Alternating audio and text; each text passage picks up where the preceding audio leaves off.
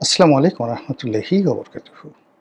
সম্মানিত দর্শক, রাষ্ট্র ক্ষমতা লাভ, সিংহাসনে আরোহণ, রাজা হিসেবে রাষ্ট্র পরিচালনা, প্রজাদের ভালোবাসা পাওয়া, প্রজাদের কল্যাণ সাধন করা, প্রজাদের হৃদয়ে তা কিংবা তাদের মানসপটে কিংবা মস্তিষ্কে দীর্ঘ সময় ধরে ভালোবাসায় জাগরুক থাকা,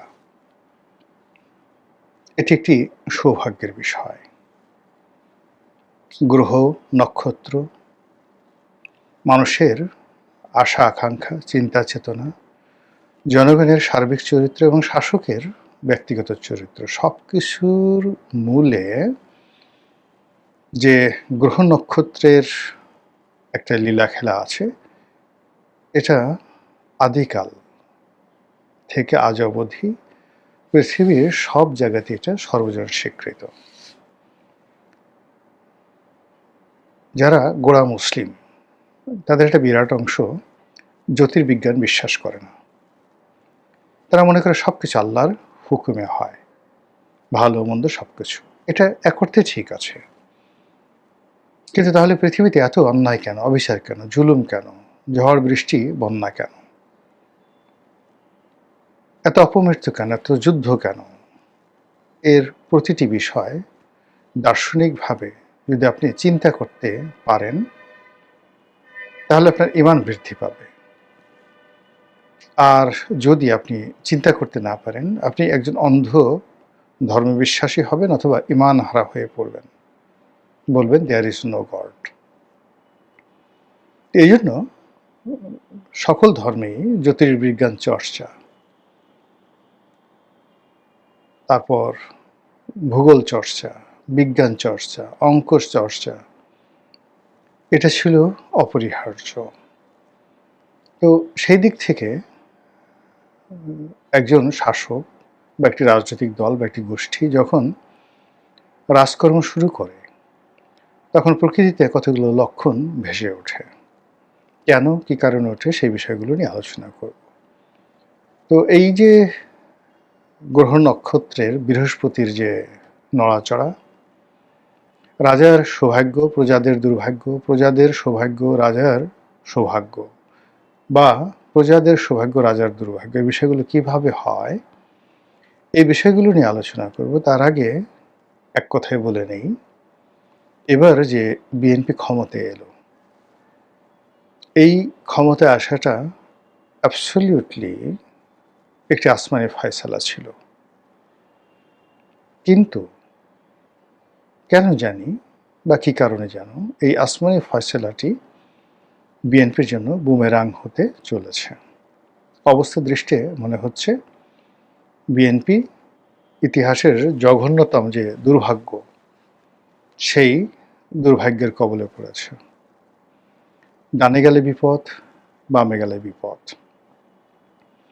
এবং মাত্র এই যে 18 মাসে, শেখ হাসিনার পতনের পরে প্রথম 18 মাস, এই 18 মাসে বিএনপির কর্মকাণ্ড, চিন্তা চেতনা সব কিছু, তাদের উপর যে অর্পিত দায়িত্ব বা তাদের উপর যে নিয়ামত আল্লাহ দিয়েছিলেন, সেই দায়িত্বের বরখেলাপ করা হয়েছে, নিয়ামতের খেয়ানত করা হয়েছে।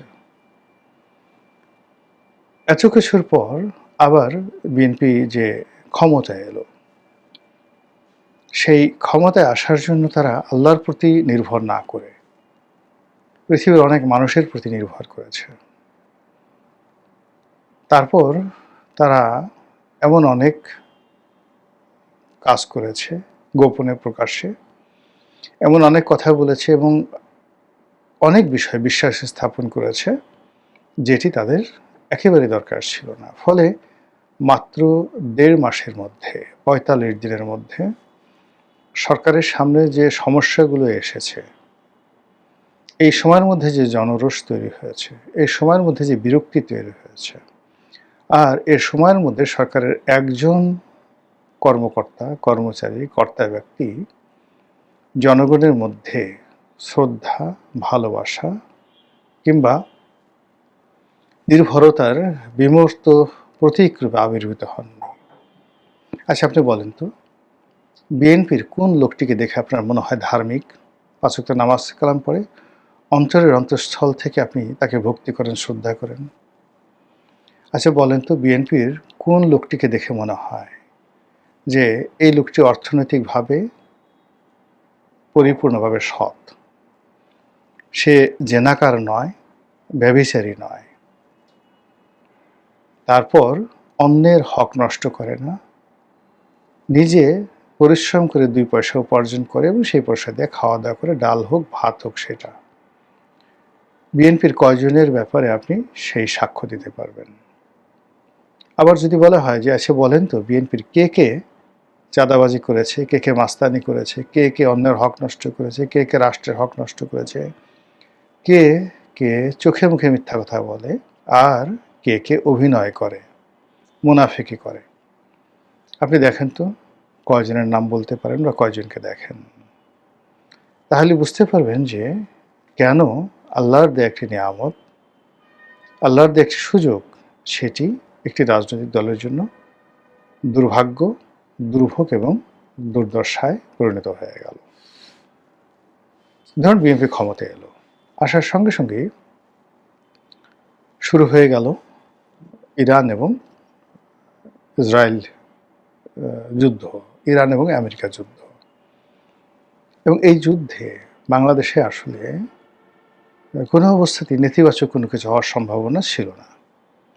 পেট্রোলের পর্যাপ্ত মজুদ আছে, ডিজেলের পর্যাপ্ত মজুদ আছে, অকটেন প্রয়োজনের চেয়ে বেশি আছে, কিন্তু তারপরেও কেন মানুষের বিশ্বাস সরকার অর্জন করতে পারছে না? সরকার যা কিছু বলছে কেউ বিশ্বাস করছে না, কেউ আস্থা স্থাপন করতে পারছে না। যে যার মতো এতটা বিশৃঙ্খল পরিবেশ তৈরি করছে যে বাংলাদেশের সমস্ত পেট্রোল পাম্পগুলোতে মানুষ মৌমাছির মতো ঘুরছে এবং সরকার যত চিৎকার করছে, চেঁচামেচি করছে, ভয় দেখাচ্ছে, শাস্তি দিচ্ছে, মোবাইল কোর্ট পরিচালনা করছে এবং তাদের তাবেদার মিডিয়া দিয়ে একের পর এক উপর্যুপরি প্রচার প্রপাগান্ডা চালাচ্ছে, কিন্তু পরিস্থিতির উন্নয়ন হচ্ছে না, অথচ এটা কোনো সমস্যা নয়। দ্বিতীয়ত, এই ধরনের যুদ্ধ অতীতে যখন হয়েছে, উন্নত বিশ্বে বা দ্বিতীয় বিশ্বে যখন এই ধরনের সমস্যা হয়, তৃতীয় বিশ্বের চাহিদা বেড়ে যায়। আপনি ধরুন এই যে গত মাসে $4.25 বিলিয়ন, মানে মার্চ মাসে $4.25 বিলিয়ন বিদেশ থেকে রেমিটেন্স এসছে, যেটা আমাদের বাংলাদেশের ইতিহাসে কোনোদিন হয়নি। কেন হলো বলেন তো? এই যুদ্ধের সময় ওই দেশে যারা টুকটাক ব্যবসা বাণিজ্য করত, ব্যাংকে টাকা পয়সা রেখেছিল, তারা মনে করেছিল যে শেষ, টাকাগুলো তারা এনক্যাশ করে বাংলাদেশে পাঠিয়ে দিয়েছে। এটা হলো প্রথম কাজ। ২ নম্বর হলো এই যুদ্ধের ফলে আমাদের যে প্রবাসী শ্রমিক ভাই যারা ওখানে আছেন, তাদের আয় রোজগার বেড়ে গেছে, কাজকর্ম বেড়ে গেছে। মালিকরা যারা ওখানে সেই কফিল, তারা সব কিছু খুব দ্রুত গুছিয়ে আনতে চাচ্ছে। পালাতে হতে পারে, যে কোনো জিনিস করতে পারে, কেয়ামত হয়ে যেতে পারে। এজন্য মানে কোনো কার্পণ্য করছে না কোনো কাজে। বাবা তুমি এই কাজটা শেষ করে দাও, বা এই কাজটা শেষ করো, এই প্রোডাকশনটা শেষ করো, দরকার হলে ১০০ সেই রিয়াল বেশি নাও। এইভাবে কিন্তু তাদের আয় রোজগার বেড়ে যাচ্ছে। আমেরিকার সঙ্গে আমাদের যে বাণিজ্য এই সময়টাতে, সেটাও বেড়ে যাবে। মধ্যপ্রাচ্যে সব কিছু বেড়ে যাবে। কিন্তু তারপর কেন অর্থনৈতিক সংকট থাকবে? তারপর কেন সরকারের যে ব্যবসা বাণিজ্য থেকে শুরু করে সব জায়গাতে গরমিল দেখা দেবে? এটা তো দেখা দেওয়ার কথা নয়। যখন ইরানে ইরাক যুদ্ধ হয়েছিল দীর্ঘকালীন, আমাদের কি কোনো সমস্যা হয়েছিল? যখন ইরাক কুয়েত যুদ্ধ হলো, তখনও তো আমাদের কোনো সমস্যা হয়নি। বেশ কিছু শ্রমিক ভাইয়েরা সেখান থেকে চলে এসেছিল। কয়দিন পরে যে কয়জন চলে এসেছিল তার কয়েক গুণ আবার আমরা পাঠিয়েছিলাম। কুয়েত থেকে লোক এসেছে, ইরাক থেকে লোক এসেছে, লিবিয়া থেকে লোক এসেছে, কিন্তু পরবর্তীতে দেখা গেল যে কজন ফেরত এসছে তার ১০ গুণ আমরা সেখানে আবার পাঠিয়ে দিয়েছি। এই যুদ্ধ যে পরিণতিটি ডেকে নিয়ে আসছে, সেখানে সংযুক্ত আরব আমিরাতে এখন আমাদের প্রায় ১০ লাখ লোক আছে। এটা যদি অবকাঠামোর উন্নয়ন তাদের করতে হয়, বাংলাদেশ থেকে আরও ১০ থেকে ২০ লাখ লোক নিতে হবে। কাতারে নিতে হবে লোক, সৌদি আরবে লোক নিতে হবে, এবং ইরানে একটা বিরাট সংখ্যক শ্রমশক্তি, যেটা ৮০-র দশকে ছিল, ৯০-র দশকেও ছিল, এভাবে অন্তত ইরানে ২০ লাখ লোকের কর্মসংস্থান তৈরি হবে। কিন্তু সেটা না হয়ে এখন এই সমাজে কেন এত বিশৃঙ্খলা? এটা হলো প্রশ্ন। আমার কাছে যেটা মনে হচ্ছে যে সরকারের দুর্ভোগ এবং দুর্দশার যে মূল কারণ হলো সরকারের বেশিরভাগ কর্তা ব্যক্তি তারা আল্লাহকে ভুলে গেছেন। এরা সবাই একটা সময় আল্লাহর কাছে আত্মসমর্পণ করত। আওয়ামী লীগের জমানাতে তারা আল্লাহর কাছে কান্নাকাটি করত, মাপ চাইত, অঙ্গীকার করত যে আমরা যদি কোনোদিন সুসময় পাই তাহলে আমরা কোনোদিন অন্যায় করব না, দেশ জাতির সেবা করব, আল্লাহ তুমি এই বিপদ থেকে রক্ষা করো। যখন আল্লাহ শেখ হাসিনার সেই ক্ষমতা ত্যাগের পরপরই তাদেরকে একটা সুযোগ করে দিল, আল্লাহকে তারা ১ ঘন্টা সময় দেয়নি। ১ ঘন্টার মধ্যে ব্যাংক দখল করেছে, বিমা দখল করেছে, পথ ঘাট মাঠ ময়লার বাজার থেকে শুরু করে সব কিছু। সরকারি অফিস আদালত কোর্ট কাছারি ব্যাংক বিমার বাইরে গিয়ে যে টেলিভিশন কেন্দ্র পত্রিকা অফিস সব জায়গাতে যে যার মতো মানে খাবলে খাবলে টেনে হিসড়ে কামড়িয়ে সব কিছু তারা দখল করেছে। আর এটা দেখে আল্লাহ কি নারাজ হবে না? আল্লাহ বলেছেন পবিত্র কালামে পাকে যে আমি ওদের কান্নাকাটি শুনে যখন তাদেরকে ক্ষমা করে দিই এবং তাদের অশান্তি দূর করে শান্তি দেই, তখন তারা এমন আচরণ করে অবস্থা দেখে মনে হয় কোনোদিন তাদের কোনো বিপদই ছিল না। এখন আপনি বিএনপির যে নেতাকর্মী তাদের পোশাক দেখেন, হাঁটা দেখেন, চালচলন দেখেন, কোথাও কোনো বিনয় নেই, কৃতজ্ঞতা নেই। অবস্থা দৃষ্টি মনে হচ্ছে যে তারা সারাটা জীবন অতীতে ক্ষমতায় ছিল, এখন আছে এবং আগামী দিনেও ক্ষমতায় থাকবে। ফলে কোনো রকম অংশগ্রহণ ছাড়া, কোনো রকম স্যাক্রিফাইস ছাড়া কেবলই মাত্র তারা আওয়ামী লীগের দ্বারা জুলুম নির্যাতনের শিকার হয়েছে। এই কারণ হলো আওয়ামী লীগ তাদেরকে টার্গেট করেছে যে তাদেরকে মারবে, দোষটা ছিল আওয়ামী লীগের। কিন্তু একটি লড়াই করার জন্য, সংগ্রাম করার জন্য, একটি জাতিকে মুক্তি দেওয়ার জন্য বিএনপি যারা নেতাকর্মী তারা সেই কাজগুলো করেনি আওয়ামী লীগ জমানাতে। কিন্তু তারপরেও পরিস্থিতি এমন একটা জায়গাতে ছিল, আল্লাহ রাব্বুল আলামিন তাদেরকে যে সুযোগ দিয়েছে সেই সুযোগ তারা পেয়েছে। কিন্তু সেই সুযোগ পাওয়ার পর যে আনুগত্য দেখানো দরকার, যে কৃতজ্ঞতা প্রকাশ করা দরকার আল্লাহর প্রতি এবং আল্লাহর বান্দাদের প্রতি এবং আল্লাহর যে সকল সাহায্যকারী শক্তি রয়েছে যারা বিএনপিকে সাহায্য করেছে তাদের প্রতি তাদের যে কৃতজ্ঞতা থাকা দরকার, এটা তারা দেখাচ্ছে না।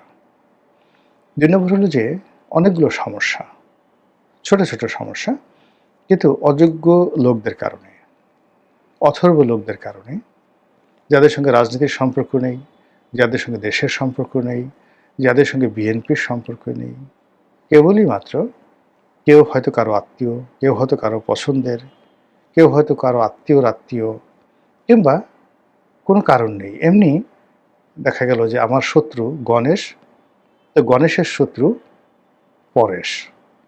পরেশকে আমি মন্ত্রী বানাইলাম গণেশকে শিক্ষা দেওয়ার জন্য। এইভাবে এই যে ১.৫ মাসে এই সরকারের গুরুত্বপূর্ণ পদ পদবীতে এইরকম পরেশ, এরকম গণেশ যে সিনড্রোম, সেই সিনড্রোমের অধীনে বহু মানুষ এখানে নিয়োগ লাভ করেছেন। ফলে সরকারি কাজকর্মে কোনো গতিশীলতা আসেনি। এখানে যে সকল বড় বড় পদ পদবীতে রাজনৈতিক নিয়োগ হয়েছে সেখানে কেউ হ্যাপি নয়, কারো মুখে হাসি নেই। যে দয়া পেয়েছে সেও হাসিতে ভরপুর নয়। আবার অনেকে হয়তো মন্ত্রী এমপি বানানো হয়েছে কিন্তু তার পেছনে এমনভাবে ফেউ লাগিয়ে দেওয়া হয়েছে যে সেখান থেকে শুধু দীর্ঘশ্বাস বের হচ্ছে। ফলে কেবলই মাত্র কয়েকজন, গুটি কয়েক ২-৩ জন লোক পুরো সরকারি ব্যবস্থায় তারা তাদের মতো হাসছে, ফিরছে, চলছে, কথা বলছে, অ্যাজ ইট ইজ দুনিয়ার সব কিছুকে আছে। কিন্তু বাকি যারা সবাই আছে তারা উদাসীন, আকাশের দিকে তাকায়, ডানে বামে তাকায়, কিন্তু কোথাও তারা স্বস্তির নিঃশ্বাসটি খুঁজে পায় না। ফলে কি হচ্ছে? কোনো কাজে বরকত হচ্ছে না, কোনো কাজে গতিশীলতা আসছে না এবং আগামীতে শাসন কার্য পরিচালনা করে জনগণের কল্যাণ সাধন করে বিএনপি দীর্ঘমেয়াদে ক্ষমতায় থাকবে, আবার ক্ষমতায় আসবে, এই বিষয়গুলো আজকের দিন পর্যন্ত যে সকল কর্মকাণ্ড হয়েছে এটার প্রেক্ষিতে যদি বিচার করেন, বিশ্লেষণ করেন, তাহলে আপনিই বুঝতে পারবেন যে এটা কতটা সম্ভব কিংবা অসম্ভব। মহান আল্লাহ আমাদের সবাইকে হেদায়েত দান করুন এবং হেফাজত করুন। আসসালামু আলাইকুম ওয়া রাহমাতুল্লাহি ওয়া বারাকাতুহু।